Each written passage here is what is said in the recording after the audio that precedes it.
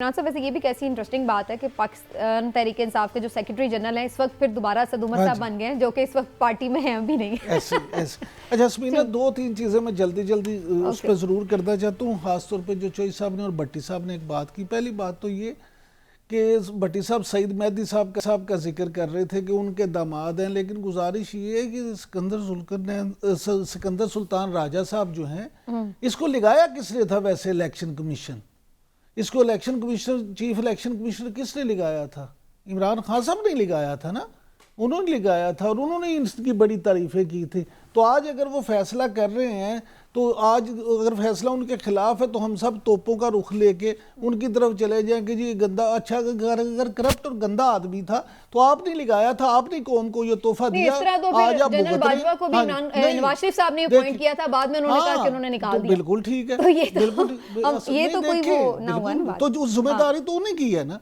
दूसरी बात, अब सर कोई बंदा अच्छा समझ के लगाता ना, आगे से बंदा अब अपना नहीं, आप अगर अच्छा बंदा अच्छा ही होता है, गंदा गंदा ही होता है। अगर एक हाँ जी, ऐसे नहीं होता, ऐसे हो सकता है सर। देखिए आपने मुझे अपॉइंट किया, मैं प्रोग्राम सही ना करूं तो आप क्या कहेंगे कि मैंने आप अच्छा दूसरी बात ये है कि पीटीआई के पास एक और भी ऑप्शन है। पीटीआई के पास ये ऑप्शन है कि जो 250 पार्टियां हैं ना, उनमें बहुत सारी पार्टियां ऐसी हैं जो टांगे की पार्टी हैं। वो एक निशान पे अभी भी इलेक्शन लड़ सकते हैं अगर वो किसी ऐसी पार्टी के साथ एग्रीमेंट कर लें कि उसके वो टिकट होल्डर बन जाए। और मिसाल के तौर पे कलम दवाती अगर किसी का निशान है, जैसे वो शायद शेख रशीद साहब की पार्टी का या किसी और ऐसी पार्टी का, तो वो उस एक निशान पे भी सब टिकट ले सकते हैं। ये अच्छा ऑप्शन है, वैसे कानूनी ऑप्शन भी मौजूद है। चलिए देखते हैं जी अब वो क्या इस पे लाए। मतलब थोड़ा सा आगे बढ़ते हैं। साइफर केस के ऊपर आज जमानत के ऊपर समाअत हुई बेसिकली, और आज बड़ा रिलीफ मिला है जी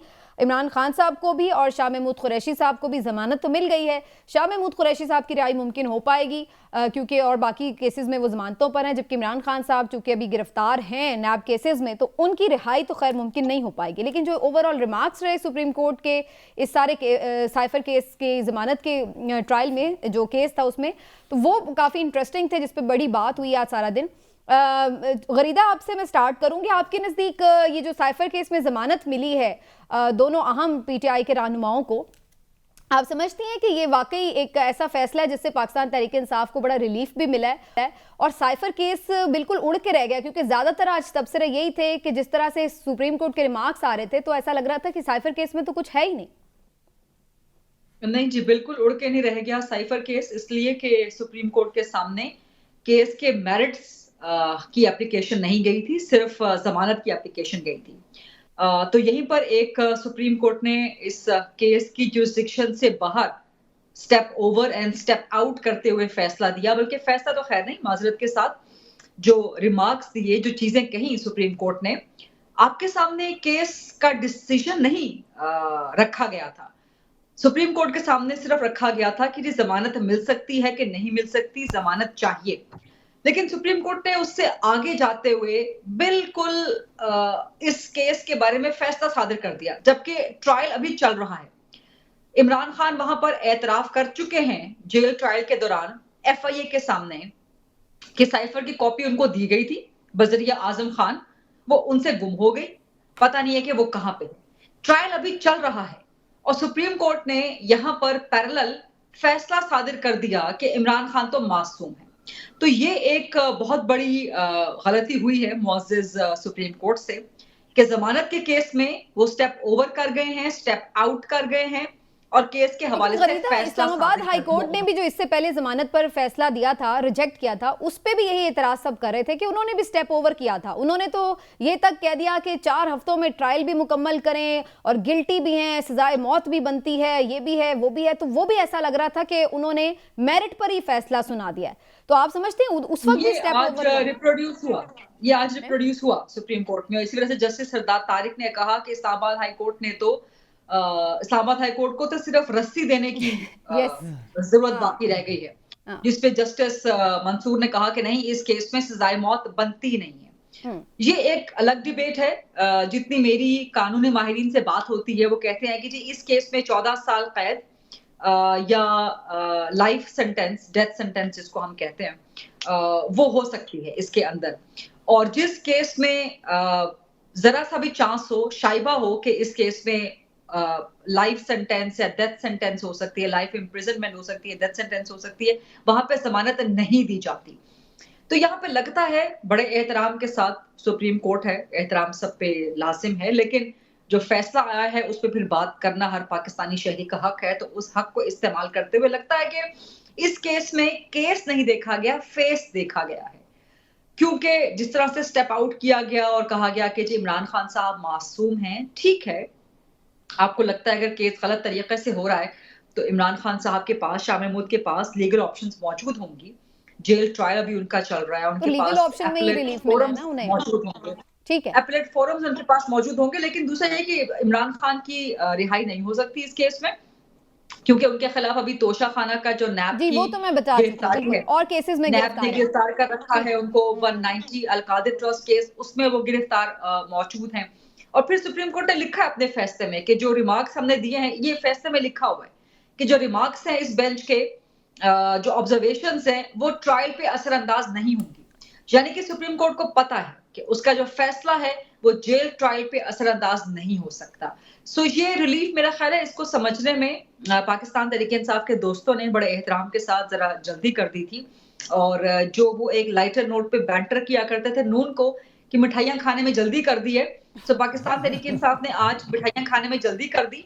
और दिन का जो फर्स्ट हाफ है वो लग रहा था कि पाकिस्तान तहरीक इंसाफ के लिए बड़ा रिलीफ दर रिलीफ है, लेकिन सेकंड हाफ में देखें सुबह वो जुमा मुबारक भट्टी साहब, राइट, ठीक है भट्टी साहब, साइफर केस में जो आज सुप्रीम कोर्ट ने रिलीफ दिया है पीटीआई को, जाहिर है अल्टीमेट अथॉरिटी तो खैर सुप्रीम कोर्ट की है, वही ये डिसाइड कर सकती है कि उसको इसमें कौन सी दफात बनती हैं या नहीं बनती, लेकिन आपके नज़दीक साइफर केस की अब हैसियत उस तरह की है जैसे पहले थी? कहाँ एक इन कैमरा ट्रायल और कहाँ आज जो 2-3 ऑब्जर्वेशंस दिए हैं सुप्रीम कोर्ट की मोअज़्ज़िज़ जज साहिबान ने, तो उससे तो ऐसा लग रहा है कि बहुत शैलो केस था ये।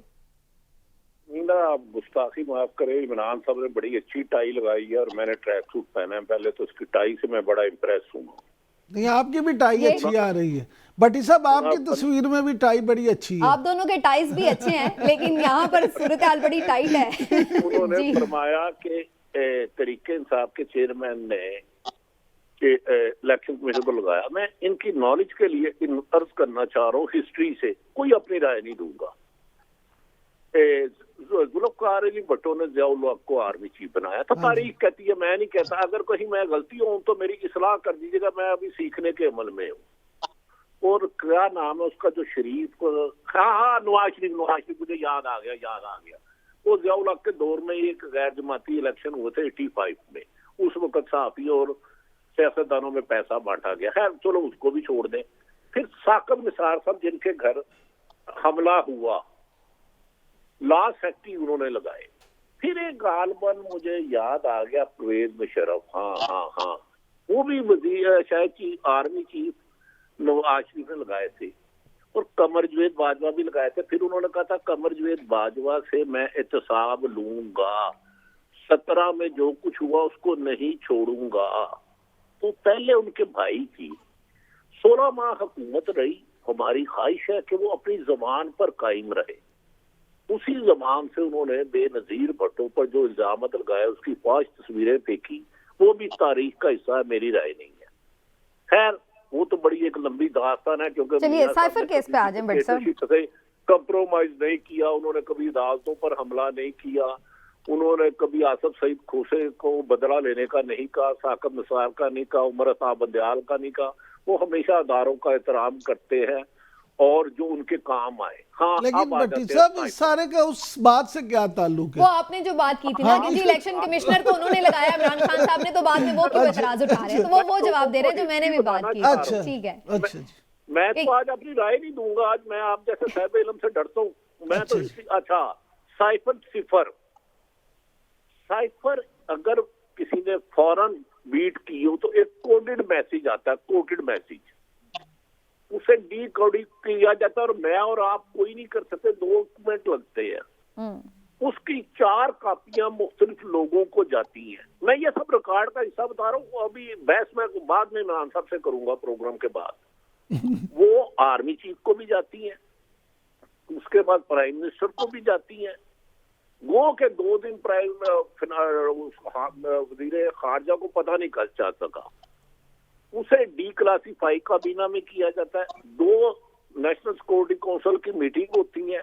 अगर वो गुम हुआ था, हम इमरान साहब की बात मान लेते हैं, तो मेरे मोहतरम जब नवाज शरीफ और इमरान खान, क्या नाम है उनका, शहबाज और शरीफ दोनों इकट्ठे हैं, शहबाज और शरीफ हो जाए तो बहुत पावरफुल चीज हो जाती है, क्योंकि मैं उन्हें बरतानिया दौर का जानता हूँ और इमरान साहब को पता मैं क्या कह रहा हूँ, ना तो वो बातें मैं करूंगा।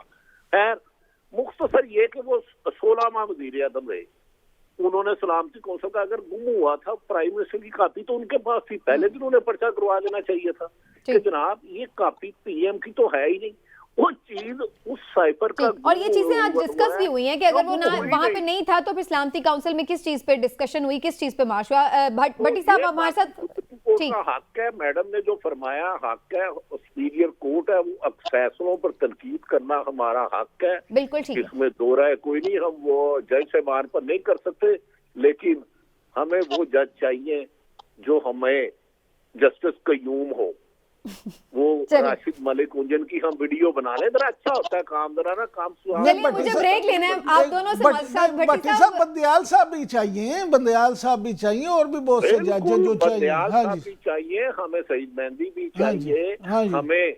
चलिए अब आप दोनों ना बाकी डिस्कशन ऑफिस में बैठ के कर लें। वैसे भट्टी साहब मुझे ब्रेक लेना है सर, चाहिए हमें, मेहताब अब्बासी भी चाहिए, और क्या क्या चाहिए।